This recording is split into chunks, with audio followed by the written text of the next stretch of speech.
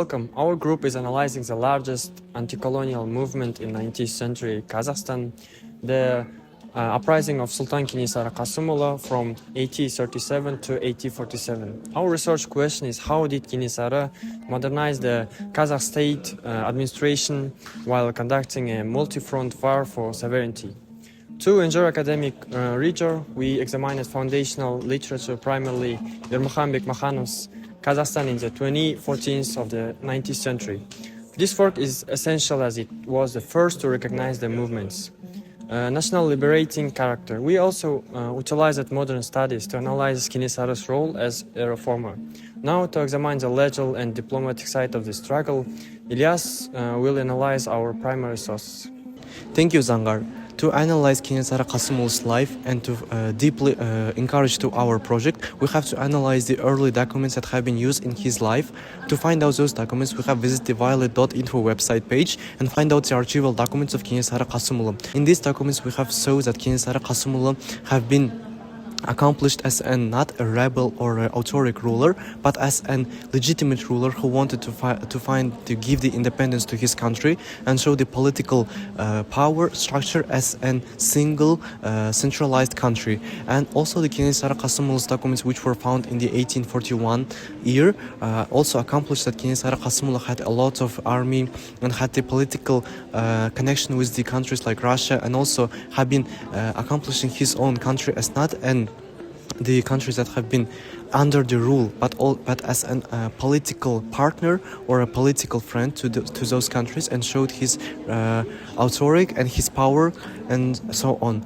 Also, we can find the Russian documents that have shown Kenesara Kasımoglu and a lot of Kazakh Khanates lives encourages as the countries that have been under the rule, but Kenesara Kasımoglu's documents doesn't show that in. It emphasizes the harmonious and the independence of our country, shows each of the characteristics, and emphasizes the power of our country, the independence and the rebel. In conclusion, we can see that Kenesara Kasımoglu was a great ruler and was trying to give to his country all of the power, independence, and the political connection with other countries, and economically strengthen the country. And now we can go to the perspectively to comparative analysis of our project. Thank you, Iliyas. The uprisings led by İsatay Taymanlı and Kenesara Kasımoglu were both significant in 19th century Kazakhstan, but they differed in their nature, goals, and scale.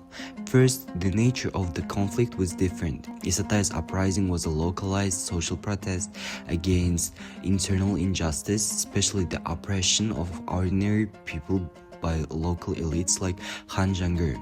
In contrast, Kenesara's movement was a national liberation struggle against an external force, the Russian Empire. The second, their goals were not the same. İsatay aimed to achieve social and economic justice, so his movement was more reform-oriented.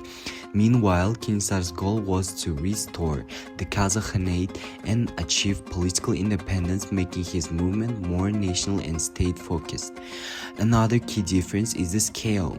İsatay's uprising was limited to the junior Jews, while Kenesara managed to unite all three Jews, which shows a broader political vision. İsatay led a regional social protest, while Kenesara led a large-scale national liberation movement aimed at restoring Kazakh statehood. To support our analysis, we created these original materials to show the scale of the uprising. And our map visualizes the territorial extent of the movement. It began in the Middle Jews, Akhmula, and strategically expanded toward Torgay and the Sirdarya. This was a direct response to Russian colonial funds, as Kenesara sought to unify the junior and the senior Jews into a single resistant front. We also prepared this chart tracking the growth of the Sultan's troop. From only 1,000 warriors in 1837, his force peaked at 20,000 disciplined soldiers by 1841. Even as numbers declined later, the transition from a nomadic militia to a structured regular army was a sophisticated attempt at state building. This data proves massive popular support, and Kenesara commanded throughout the decade. To see the physical evidence of this history, Nazerke will share our museum findings. Our team conducted fieldwork at the National Museum of Kazakhstan. In the 19th century gallery, we identified artifacts of immense historical significance. Specifically, we studied the replica of King Sary's banner and traditional weaponry. These objects are not just relics, they represent the military nomadic culture King Sary sought to preserve. The presence of both traditional sabers and captured firearms in the museum shows us the transitional nature of his army.